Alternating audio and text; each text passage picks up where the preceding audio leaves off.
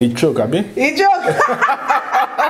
He choke. My dad actually said he choke. Oh my God. I'm not a Malian, but I love his music. Hi guys, welcome again to my channel. If it's your first time here, subscribe, okay, before you leave. So guys, my dad is back again. You guys have been disturbing me for part 2. So yeah. Part 2, here we are. Sure. Dad, what can you say about our last video? Whoa.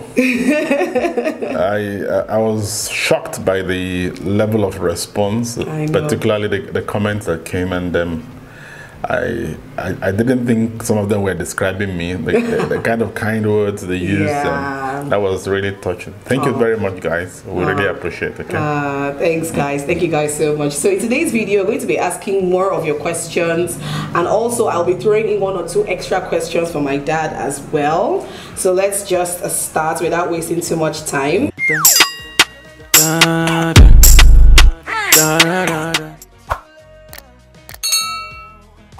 The very first question here on YouTube is from Jasmine Dokun, and she's asking, Daddy, we honor you, sir. Please, what was it like when you went to Mommy Alma's people to ask for her hand in marriage? She's a tower of wisdom, a hot cake. In fact, sir, you set a standard for a wife. Thank you for the opportunity, Alma, to ask Daddy a question. We love you so much. So what was it like?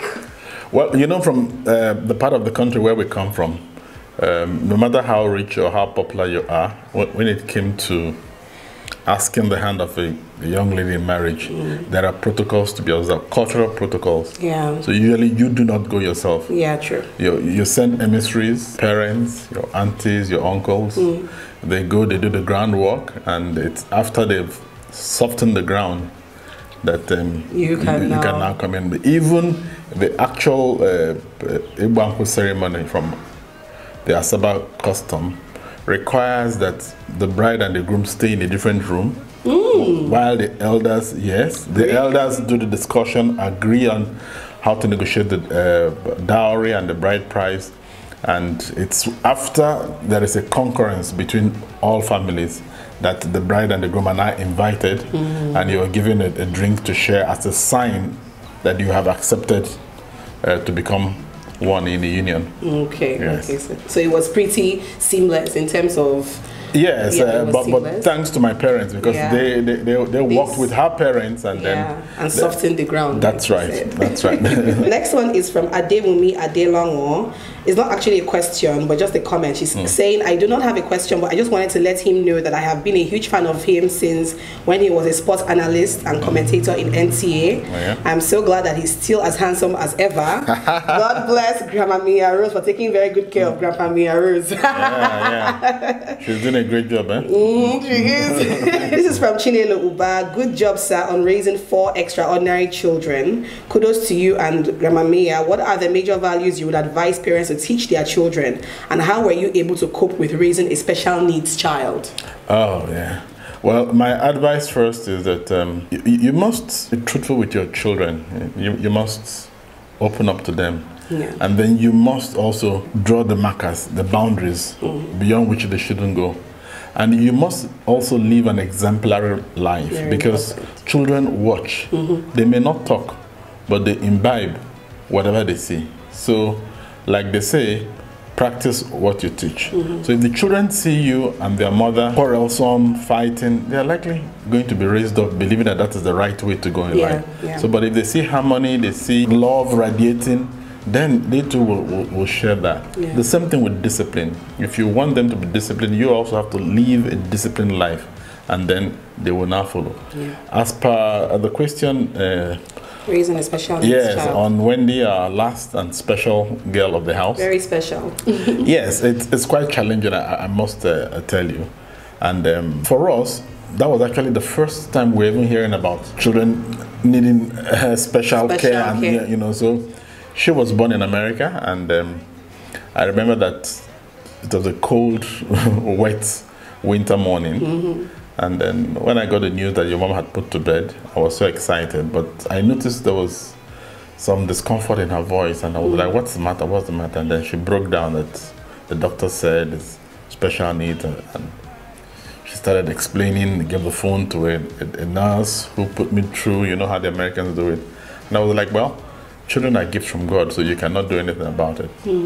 And so the day they came back from the US, I was at the airport to pick them. So that was my first real contact with a special needs child, and I was like, oh my gosh, you know what?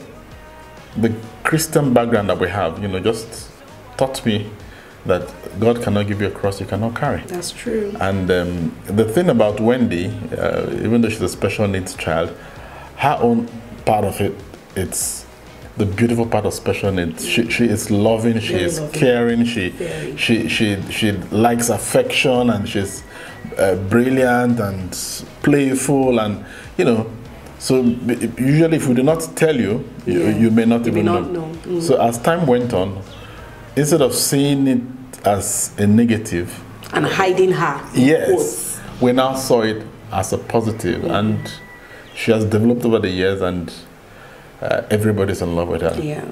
This is from Elizabeth K.A. on YouTube, and she's asking, what efforts did you make to build a close relationship with your children?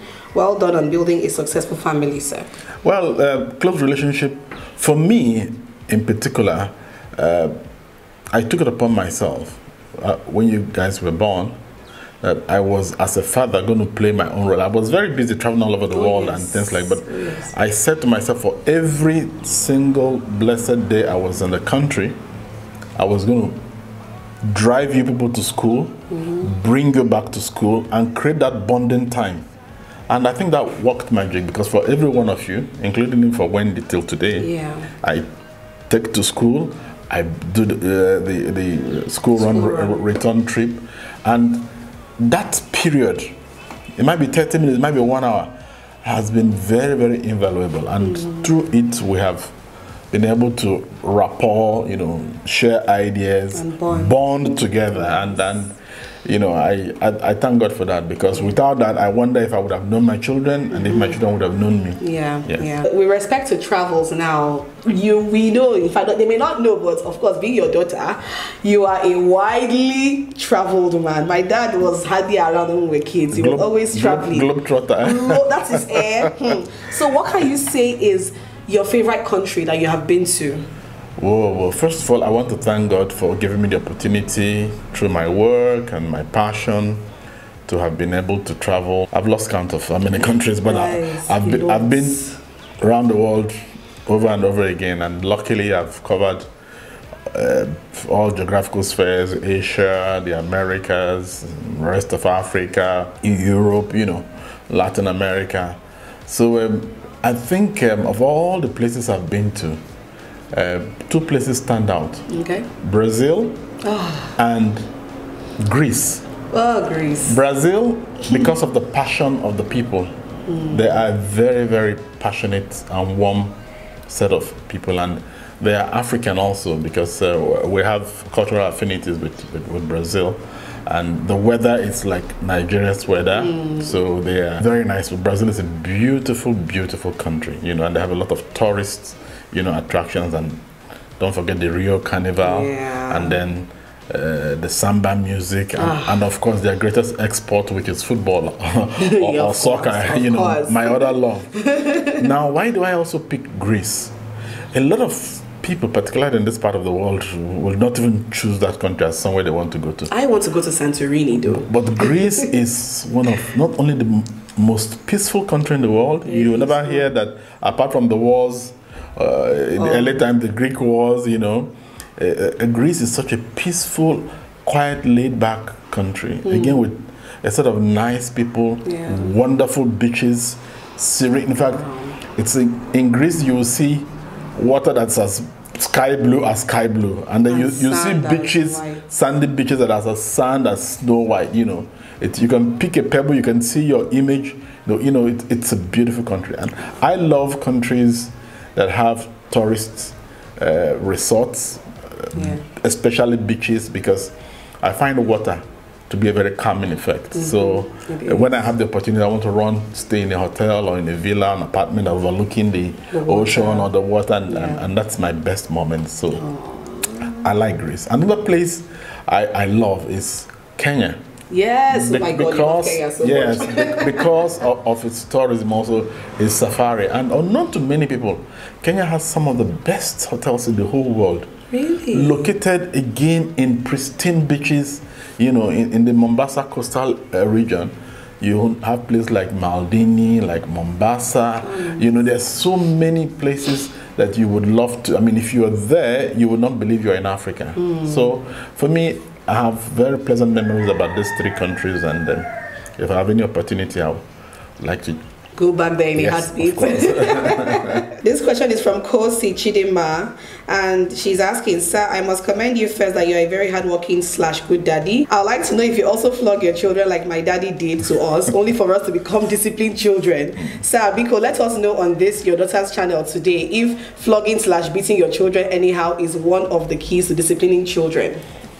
Let's start with now. Flogging is old school. So old school. And even at then, the children who had the biggest beatings or the most floggings were not the most disciplined. That's true. Sometimes you can talk to a child with just your looks. A child will look at the way you are staring, and then she will vanish or she will comport.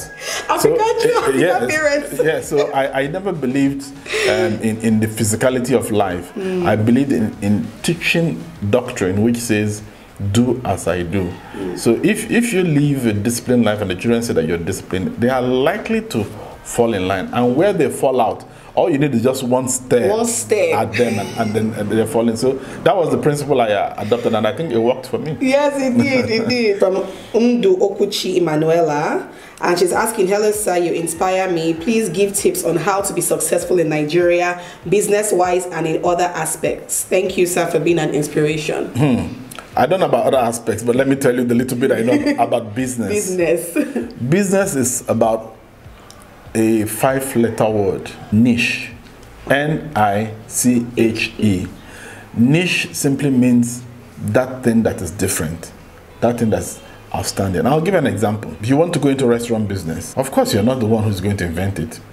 People have been running catering houses and restaurants even before you were born. But if you add a niche to your passion of running a restaurant, then you are likely to stand out and attract more customers. Let me elaborate about that. If people come to eat and go, and then in your own restaurant, people come, they are welcomed with a glass of juice.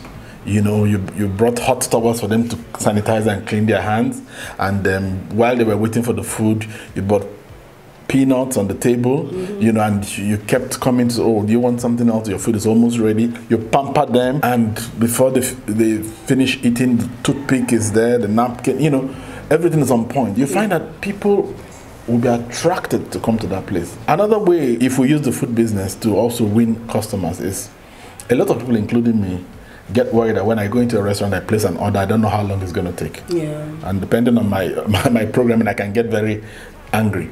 Secondly, they bring a menu book. You look at the menu, I want this. Oh, after 30 minutes, they come back and tell you, we don't have that, can you pick another one? So annoying. Or they tell you it's a very nice one, and when they bring the food, from the looks alone, you lose your appetite. So I would advise, if you want to go into the food business, for instance, do a kind of self-service buffet style display. So that when people come, you open this, I like the aroma of this. They look at that, wow, this the looks, you know, well for, you know. So they choose what their appetite really desires. Yeah. You know, so that's just an example. So business, no matter what you want to do, you want to go into fashion, you want to go into interior decor, just, you name it, you must sit down and create that niche that will make your own business stand out from the rest. And that will be the reason why people know you. And keep coming back. Yes. So niche is very important. Very important. And then of course, yes, I forget, you must do your feasibility. Don't just say, hey, all my friends are now having car wash business. You go and open a car wash business. Without asking questions. And then you open a car wash business in an estate where there are 10 car wash business. You're already a failure. So you must do your homework, and then choose the location of whatever it is you have in mind to make sure that it meets your demand. This is from the real Sholape, and she's asking, what was so special about Alma while growing up? What did you admire about her, and what traits of you do you see in her? I like this question. Well, the first, and you all agree with me, she's a pretty girl. Second one was that she was very brilliant. You know, and in a way, she took after me. I mean, there is nothing parents love like at the end of a term or a school year, your children come back with their results and it's all A's and excellent. You know, that is very gratifying. So she was pretty, she was brilliant, but she was excessively very playful. And I recall, yes, I recall my late father at the stage was like, why is she so active? Why is she so active? And he was scared that either you're going to hurt yourself or that, you know, something, you know, that we needed to calm you down. But that was how you were. And the calming effect has come on its own. With motherhood and age and maturity and, you know.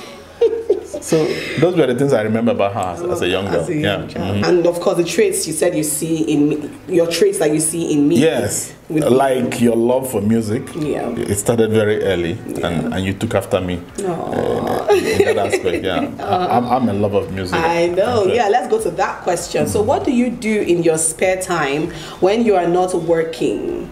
What are your hobbies? Well, I love music a lot. Yes. I like music at the background. I like music at parties. I like music in my car. I like music in my bedroom. Everywhere. I like background music when I'm working on my laptop. I have a large appetite for music. So I have a love for all kinds of genres. I like makossa. I like soul. Yes. I like countryside. I like gospel. If I'm traveling, I like R&B. You know. I like, I'm not a Malian, but I love his music, you know. So, you know, I have a very large appetite for, you know. All kinds of music. Wow, that's beautiful. This one is from NG Space. Daddy, how is your relationship with your daughters? And what is your advice to men on how to train a female child? Yeah, I think that is actually the work of the mother in the house, you know, for obvious reasons. There are a lot of private tips and you know, protocols that a mother should, you know, take upon to bring up her daughters in the right and proper and disciplined you know, manner. Where the father comes in is you know, guiding against maybe late outings, you know, being excessively a party lover, you know, the girl on the street, and so no father wants that. So it's your duty to provide that shade, and that's well, I call it cage. A kind of, you know, the teenage years. Yes, so that they develop in-house, you know, and then you know what you have at any point in time. So for me, that's where it comes. It's 70% for the mothers, then, you know, 30% for the fathers, for the girls. This is from Jumoke Oni, and she's asking, this is somewhat a personal question. Please, where is the beautiful Mandy Ojubana? Great to see you doing great things, Alma. Offspring of one of Nigeria's greatest media personalities of yore. Greetings, Sir Charles. Where is Mandy Ojubana? Yeah, Mandy is somewhere in the UK. Like you all know, she was into the music industry. She was popular. You guys know this Taxi Driver song, right? If you married Taxi Driver. She's my dad's cousin. Yeah, when she married one of the TOS Benson children. But I think the marriage didn't work out, and so she went back to the US, so to the UK. So that's where she is now. All right. So I know that you are such a football fan. My dad is an extreme football fan for obvious reasons. I mean, he was a journalist / sports broadcaster. So what is your favorite football club? Okay, it's all wearing the face cap. Yes, the Gunners. You know, Gunners. You can never. I think this is that Arsenal as well. Yeah, that's the you know, in those days you have this when you go to war. Yeah, the cannon. The cannon. Yeah. So the people who operate them are called gunners, and they shoot the cannons at the enemy. So that's the story of Arsenal. So I'm a gunner, and I'm a for life. Yes. Whether they are doing bad or not. Completely. No. Let me tell you one. Let me tell you one thing people don't know about the Arsenal. Yes, they criticize us. Oh, we're never winning. Oh, there's so much heartache. But you know, football is like your wife. If you're married, you're married. You know, it's for better, for worse. You can't change club. And the beautiful thing you will see about Arsenal fans is that come rain, come shine, we are there. Yeah. We are very loyal, ever dependable. Yes, we feel the pain, we cry, but there is something about that club that you cannot take away. The vibrancy, it's the aura, the charisma, the colors, the tradition. That's, if you're not a gun, I'm sorry. This is from Okoro Blessing, and she's asking, sir, how do you hold up as a young senior citizen? Do you think the government should extend the retirement age to 70, especially for hardworking fit men like you? Well, I don't want to sound selfish. One thing you must know is that it's not everybody that's blessed with good health. Yeah. There are some people who are 50 and they look much older than I do. Yeah. There are some professions where you need more physicality and you cannot expect people to work in their old age. Yes, maybe they could increase it to about 65. Yeah. Or, and copy what they did in the academia. I think in the academia now you can teach up to 70 if you're a professor or something, Yes, and even in the healthcare industry also, because if you're a doctor, you're a nurse, you're a matron, a pharmacist, these are skills that get better over the years. So true. I hate to see us lose the best hands we have when they have not had enough time to impart the knowledge to those coming behind them. So yes, there's something government can look at. Okay. Yeah. This is from BMAX79 on Instagram, and she's asking, what was the transition from active work life to retirement life like? Well, I looked forward to it like, some people make a mistake, and this will be my advice to the up-and-coming younger ones. People approach retirement with trepidation, with fear, with, I don't know what's going to happen to me. And I have colleagues who, after retirement, some of them became sick, had a stroke, they couldn't be useful to themselves and to their family, they became a liability. And of course, with the poor pension arrangement we have in the country, if they wait for it, it doesn't come, depression sets in and so on and so forth. So, but my way out of this is to advise that, for instance, if you're in public service, you're going to retire at 60. Begin to prepare for your retirement way ahead of time. Like you saw, even while I was working in service, I was also doing my own private things. I had my studies set up. I had, I didn't work as if I was a government servant who goes to work at 8 and close at 3:30 or at 5. No, I stayed back. I used to work late, and many of you were surprised. I go to work on Saturdays and Sundays. I had to be in the office very early. It was my choice. And that choice is a disciplined one that will serve you, as you move on. Those people who think that schools are just a place for you to just go and lay about and sign your name and take off and come back later on, whether you like it or not, close early, nobody will see. You're only hurting yourself. It's what you develop of yourself that you will become of in time to come. So the key is, do not wait until the day of retirement. Prepare your retirement. Have an idea what you want to do. Even if you want to go into farming or do livestock rearing or whatever it is you think gardening, try and think about it, work it all out so that the movement from public service to retirement becomes seamless. And also develop a lot of hobbies. Like, I like interiors. I spend a lot of time trying to, put the house in order. I love plants and flowers. I try to, I water them myself. So I try to engage myself. I have enough, even after retirement, that I think I'm working harder now than I'm working when I was in service. And then the very last one from Katola_M on Instagram. Greatest lesson learned in your career? And that is not to ever believe that everybody is your friend. Depending on where you find yourself, you're going to meet backstabbers, you're going to meet betrayers, you're going to meet people who are envious of you, you're going to meet people who just enjoy seeing you suffer, seeing you down. So, and of course you're going to meet people who genuinely care for you and are willing to assist. But like I said, that's the real life out there. So don't you go out believing that, everything is perfect. And I actually developed that from my late father, because he kept telling me, particularly when I finished from university, I went straight to television, I was popular, I was rich and everywhere. He kept saying, look, let me tell you, out of every 100 people who are singing your praises, who want to be with you, those who really love you are not more than 1 or 2. And down the years I found that what he said was correct. It was correct. So I don't want any young boy or young girl to fall into the trap some of us fell in. Be wary, be nice, be happy, but be cautious. Be cautious. Yeah. Alright guys, that's the most we can take for this video. Hope you guys enjoyed watching and hope you guys enjoyed seeing my dad here again. If you guys enjoyed watching, please comment down below as always. Share the video as always. Thumbs up, subscribe. He choke, Abi? He choke. He choke. My dad actually said he choke. Oh my god. Okay. See you guys. Bye. I don't know one single thing that I haven't done to make you notice me.